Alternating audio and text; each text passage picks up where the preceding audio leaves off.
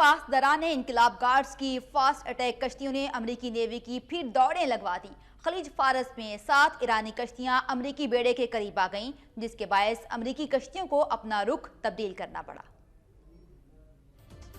Pentagon के मुताबिक खलीज फारस में ईरान की पासदारान इनकलाब गार्ड्स की फर्स्ट अटैक कश्तियां USS फायर बोर्ड की जानिब बढ़ीं। इन 7 ईरानी कश्तियों ने अपनी मशीन गनों के ऊपर से कवर उतारे हुए थे, ताहम उनका रुख अमरीकी कश्ती की जानिब नहीं था। तर्जुमान के मुताबिक 3 कश्तियां अमरीकी जहाज के बहुत करीब पहुंची और 500 गज के फासले पर रहते हुए उसका पीछा किया। पेंटागन का कहना है कि ईरानी बहरिया की हरकत गैर महफूज और गैर पेशावराना और मामूल से हटकर थी। अमरीकी बहरिया के मुताबिक 2015 में अमरीकी और ईरानी बहरिया 3 से जायद बार आमने सामने हुई और इस साल के पहले 6 माह में 250 से जायद वाकयात पेश आ चुके हैं। अमरीकी महकमा दिफा ने ईरान के रवैये को नाकाबिले कबूल करार दिया है।